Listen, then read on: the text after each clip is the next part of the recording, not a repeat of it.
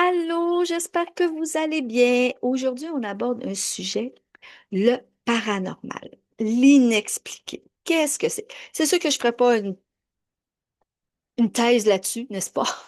Par contre, on va en parler parce que c'est important, je trouve, de parler de ce qui nous dérange, ce qui nous fait peur. Puis, il faut comprendre aussi que le paranormal, c'est l'invisible. Donc, l'invisible nous fait peur. C'est sûr que quand on n'est pas dans le milieu, on n'a pas. On a peur parce que le paranormal nous intrigue. On ne sait pas qu'est-ce que c'est l'inexpliqué. Fait que avez-vous besoin de cette peur? Je pense pas. Je pense que on peut accepter que oui, le paranormal fait partie de notre vie parce que c'est de l'énergie. C'est de l'énergie. Donc, c'est plus aller voir comment on peut l'aborder avec paix, sérénité, tout simplement. Puis, euh, paranormal aussi, c'est ce qui échappe à notre compréhension. C'est pas logique. Il n'y a pas de logique, il n'y a pas de.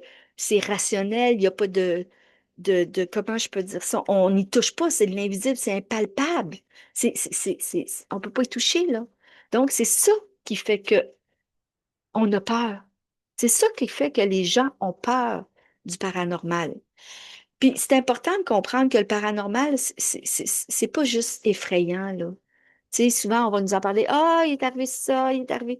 Non, c'est pas juste effrayant. Il peut y avoir plein de choses avec le paranormal. Tu sais, on vit dans l'énergie de lumière, c'est beau, c'est beau. On aide, on a du support, on offre des libérations. C'est sûr que le paranormal, quand on va un petit peu plus dans l'obscur, dans la noirceur, ça peut perturber, ça peut faire peur. Mais apprenez à l'apprivoiser, à comprendre ce que c'est. Vous verrez, ça va changer votre optique. De pas juste le voir négativement.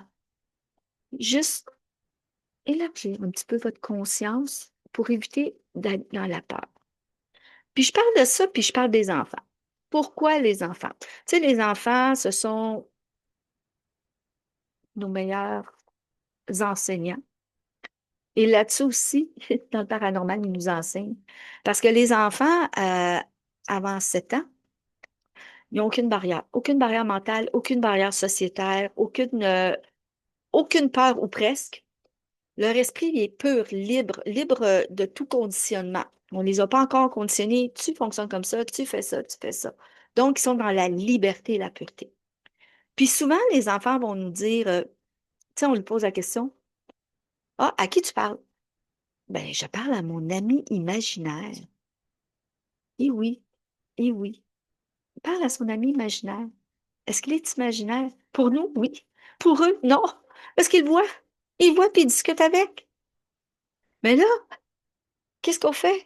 Moi, quand je rencontre des enfants qui me disent, ah, j'ai vu mon ami imaginaire, puis mes parents, je peux pas rien dire. Je peux pas rien dire. C'est une façon de parler. Ils disent dans leurs mots, évidemment, là. Mais eux, ils n'ont pas peur. Fait que le parent me demande, OK, ils m'ont l'air de leur décrire. Ben, je leur demande la description de l'ami imaginaire, qu'est-ce qu'il leur dit? Bon Dieu, puis là, les parents sont estomaqués. Pourquoi? Parce que ça peut arriver que c'est des personnes qui connaissent. Ça arrive. Ça peut arriver aussi que ce soit des personnes que... De toute façon, les personnes qui rencontrent les enfants en tant qu'amis imaginaires, 99% du temps, ce sont des gens dans la lumière. Donc, ils sont là pour aider les enfants. Il y a des enfants qui ont peur d'en noir, l'ami imaginaire va l'aider. Il y a des enfants qui ont peur de communiquer. L'ami imaginaire va lui apprendre à communiquer. Pourquoi? Parce qu'il n'y a pas de barrière. Tu sais, il n'y a pas de parents ou de frères, sœurs, peu importe, qui va dire, non, non, tu peux pas dire ça, tu peux pas faire ça, tu peux pas. Non, tu peux pas t'exprimer. Non, l'ami imaginaire l'écoute. Puis des fois, il va lui répondre aussi. Fait que c'est sûr que c'est important de comprendre que les enfants,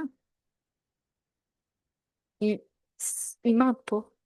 Sauf que nous, ça nous fait peur. Ça nous fait peur parce que nous, on les voit pas ou on veut pas les voir. On veut pas les voir parce qu'on nous a toujours dit, mais non, ça n'existe pas. Le rôle. Le rôle du parent, s'il peut, parce qu'il ne faut pas qu'il n'y ait pas le parent non plus, là. Puis c'est pas un jugement face aux parents. Pas du tout. Pas du tout, c'est bien important. Le but, c'est de les écouter, de les rassurer. Leur dire, ben, il n'y a rien de dangereux là-dedans. Puis souvent, moi, ce que j'explique aux parents, c'est que leur peur vient d'eux, pas des enfants, d'eux.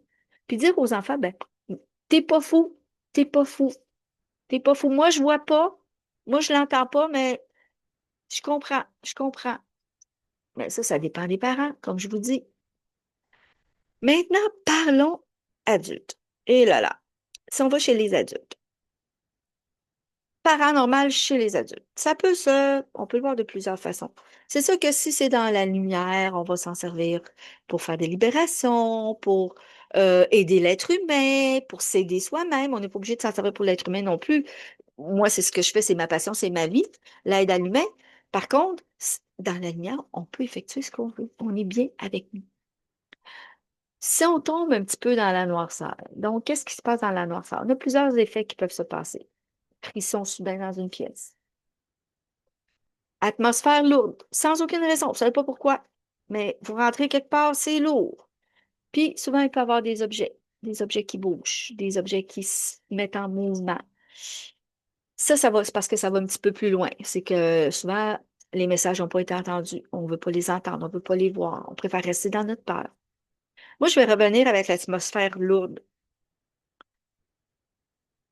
Euh, Avant mon début de carrière en tant qu'enseignante et praticienne holistique, j'avais une autre vie dans les bureaux. Et je travaillais à un endroit, puis on m'a dit, bon, maintenant, ton poste est coupé, on transfère tout ce département-là à Scarborough, en Ontario. Donc, j'ai dit, ben, écoutez, moi, je peux pas, là. Je peux pas. J'ai une famille, je peux pas transférer tout le monde, là. C'est impossible. Ben, il dit, il n'y a pas de problème. Donc, on va te transférer dans un bureau régional. Tu vas aller passer une entrevue. Je vais passer l'entrevue à un bureau et en ouvrant la porte, my God, l'atmosphère était tellement lourde, tellement chargée. J'ai dit, moi, je ne peux pas travailler là. Puis je ne savais pas encore pourquoi. Je commençais à m'en douter, par contre. Mais, mon Dieu, je dis, je peux pas travailler là. C'est tellement lourd, tellement écrasant. J'ai passé l'entrevue. J'ai dit, le pire, c'est que c'est moi qui ai le travail. C'est moi qui ai l'emploi. Qu'est-ce que je fais? Il me l'avait pas encore dit, là. J'ai appelé la superviseure, puis je lui ai expliqué. Ben, elle dit, t'as pas le choix. Si tu choisis, c'est là que tu t'en vas, sinon, tu n'as plus de travail. Qu'est-ce que vous pensez que j'ai fait? Ils m'ont choisi. J'ai été travailler là. L'atmosphère n'était pas plus légère, là. Hein. Dans de 3 semaines, je me suis magasiné une otite, une sinusite, une bronchite, tout en hit. J'étais en colère, j'étais pas de bonne humeur. Donc, j'ai pas voulu entendre. Ça me puait au nez. Ça m'empêchait de vivre comme je désirais vivre. Donc, j'étais pas heureuse. Je suis restée là. J'ai attendu une semaine, 2 semaines. Après, bon, c'est correct. Là, j'ai compris. J'ai donné ma démission. Le lendemain, je suis partie parce que j'avais un billet de médecin. Là, fait que je pouvais donner ma démission en dedans. Je suis partie. Et ouais, ouais, ouais. Ça a pris 24 heures. Aucun symptôme. Donc, c'est important de s'écouter. C'est important d'écouter notre ressenti parce que ça peut provoquer beaucoup de choses. Puis, ces phénomènes, comme je l'ai dit tantôt, ne sont pas juste liés aux entités. Ils peuvent lier à l'énergie, à ce qu'on vibre, à ce qu'on ressent, à ce qu'on vit. C'est important, ça aussi. Puis, si je reviens avec les entités ne sont pas là pour nous nuire, hein, parce que les entités sont là pour nous apprendre, pour nous faire comprendre, pour mettre en lumière ce qu'on a besoin de libérer. Certaines peuvent venir de nos vies antérieures, je dirais beaucoup viennent de nos vies antérieures, terrestres, et même de nos vies antérieures extraterrestres, parce qu'il faut comprendre que nous ne sommes pas seuls dans l'univers. On a déjà été ailleurs. On est tous des extraterrestres, donc on vient d'ailleurs. Donc, il peut y avoir des liens.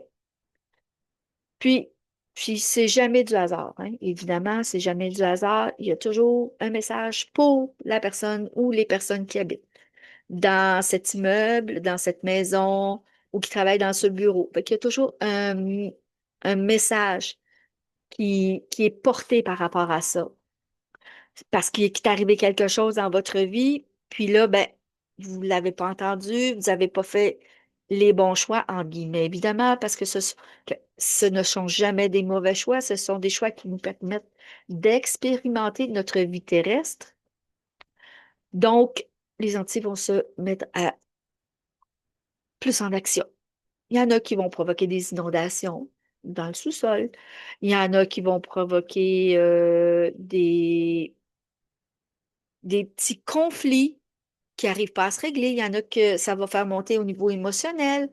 Donc, il y a plein de choses qui peuvent se mettre en place quand on n'entend pas et on ne veut pas parce qu'on a peur. On sait que c'est là, mais on a peur. Donc, sortez de vos peurs. Vous n'avez pas besoin de ça. Ça peut être aussi des âmes errantes. Bon, des âmes errantes parce que euh, elles ne savent pas où aller. Elles ont été expulsées d'une planète. Elles se sont perdues, puis elles recherchent la lumière. Ça peut être aussi des entités, comme je vous dis, qui sont reliées à nous directement parce que ça nous ramène à nos blessures. Donc, on sait que les causes-conséquences de nos blessures sur Terre sont les causes-conséquences de nos vies antérieures. Donc, ça nous ramène à ça. Puis, elle vient de réveiller ce qu'on veut pas voir, hein. Comme je le dis tantôt, elle vient de réveiller ce qui est enfoui en nous. Le but, leur but à eux, à elles, ces entités-là, ben, c'est juste de nous faire évoluer, de nous faire cheminer. Est-ce que la peur, vous aviez besoin de l'avoir? Elle n'est pas nécessaire, la peur. Parce que plus on va comprendre ce qui se passe, plus vous allez être apaisé face à tout ça et plus vous allez mettre en action pour ne pas rester là-dedans. Puis la façon de réagir face à l'inexpliqué, face au paranormal, c'est on ne panique pas. Je sais que c'est pas facile, sauf que c'est au lieu de paniquer, parce que là, vous donnez de l'importance à l'entité quand vous paniquez, quand vous avez peur. Juste, OK, je prends une inspiration, une profonde inspiration et j'expire. Et là, je me mets en action. Qu'est-ce que je fais? Là, c'est à vous de voir. Est-ce que je nettoie? Est-ce que je fais nettoyer? Est-ce que je prends les messages? Est-ce que, dépendamment, vous êtes rendu dans votre évolution, évidemment. Nous, quand on va nettoyer, puis quand il y a des entités, c'est sûr qu'on discute avec les entités. C'est important que les gens soient là parce qu'il y a des messages à transmettre, il y a des libérations à effectuer. Puis, les entités, comme je le dis tout depuis tantôt, sont toujours un lien avec les personnes qui habitent là ou avec le bureau. Fait que c'est juste d'accepter ce qui se passe, puis d'y aller avec douceur avec nous-mêmes. De dire, oui, j'ai peur. Vous avez le droit. Vous avez le droit. Par contre, est-ce que j'ai besoin de rester dans cette peur-là? Non. Maintenant, je passe à l'action.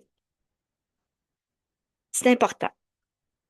La dernière chose, moi, je vais vous parler d'une petite expérience personnelle parce que ben, j'en ai parlé tantôt, mais là, c'est une autre. Par rapport à les expériences de mort imminente. Je vous parle de moi parce que j'en ai vécu une. Quand c'est arrivé, j'avais 16 ans. Mes dons étaient déjà là parce que tous mes dons sont depuis la naissance, sauf qu'ils étaient plus dans la noirceur. Puis à 21 ans, j'ai décidé que c'était assez la noirceur, donc j'ai demandé de couper mes dons. Par contre, à 16 ans, il était encore là. Fait que pourquoi je vous parle de couper mes dons? Parce que j'ai retravaillé sur moi et vers 32 ans, tous mes dons sont revenus dans la lumière et amplifiés. Je les ai acceptés avec humilité parce que ma passion, c'est l'humain, l'aide à l'humain. Donc, je vous explique mon expérience de mort imminente. Comme je vous l'ai dit, j'avais 16 ans. Juste avant une opération, je suis tombée dans un état comateux. Puis, j'ai vu la lumière au bout du tunnel. C'est le cas de le dire. Une belle lumière blanche. Ouais. Et j'étais très, très bien. Plus de douleur, juste la paix. J'avais plus mal nulle part. Fait que j'ai suivi le tunnel. Je me suis rendue au bout du tunnel. Puis, il y avait un être de lumière qui était là. Qu'est-ce qu'il m'a dit? Il m'a dit, tu peux rejoindre ta famille d'âme si tu le désires. Par contre, ta mission n'est pas terminée. Ta mission sur Terre n'est pas terminée. On ne peut pas t'obliger à retourner. C'est toi qui choisis. C'est toi qui choisis parce que tu es ton libre arbitre. Écoutez, j'ai hésité parce que moi, je me voyais en bas sur le lit, sereine, pas de douleur, pas rien. J'ai hésité. Finalement, j'ai dit, OK, j'y retourne. Et le retour fut assez brutal. Assez brutal. Par contre, qu'est-ce que ça a fait? C'est que ça m'a appris autre chose. Ça m'a appris à que j'avais vécu une belle expérience. Puis ça m'a permis de transformer ma vie. Transformer ma vie, mais pas à pas, petit à petit. Très, très petit à petit, parce que le temps que je revienne avec mes dons puis que je comprends le comment du pourquoi, il y a quand même eu un laps de temps. Par contre, ça m'a mis la puce à l'oreille, puis ça m'a permis que de comprendre une chose, ça c'est sûr, que la mort, c'est pas une fin, c'est juste une transition. Puis aujourd'hui, je le véhicule très, très bien, sans problème que oui, c'est notre âme qui est éternelle. Notre corps physique n'est plus là, mais notre âme est toujours là. C'est important. Pourquoi j'ai parlé du paranormal? Parce que paranormal, c'est juste pour vous dire qu'il n'est pas là pour vous faire peur. Il est là, il vous permet de vous questionner sur vous. Il vous permet de vous éveiller. Il vous permet d'évoluer. Puis, tu sais, c'est important, ça, d'évoluer dans le monde où on est présentement, dans le monde terrestre. C'est important, l'évolution, le cheminement. Donc, puis c'est important, puis je parle pas, là, je parle pas de la noirceur, je parle de paranormal en général. Je parle de l'inexpliqué en général, l'invisible. Tu sais, vous ressentez, on dit l'intuition, c'est du ressenti. Donc, au lieu d'avoir peur, apprenez à comprendre. Apprenez à comprendre l'invisible. Apprenez à comprendre votre ressenti, votre intuition. Au-delà, il y a d'autres choses, là. Tu sais, il y a le ressenti, l'intuition, la clairsentience, la clairvoyance, la clairaudience, la clairconnaissance. Par contre, l'humain comprend le plus le ressenti parce que c'est l'intuition. Donc, c'est important de vous écouter. Apprenez à vous écouter. Puis, le paranormal, c'est pas une menace. C'est une invitation à comprendre ce qui vous dépasse. Fait que moi, je vous dis, êtes-vous prêt à ouvrir votre esprit à l'invisible, sans peur et sans crainte? Je suis là pour vous aider si vous avez besoin. Si vous avez des questions, n'hésitez pas. Ça va me faire plaisir. Donc, j'espère que ça vous aide. J'espère que ça vous a aidé. J'espère que ça a répondu à quelques-unes de vos questions. Je vous dis bonne journée. Namasté.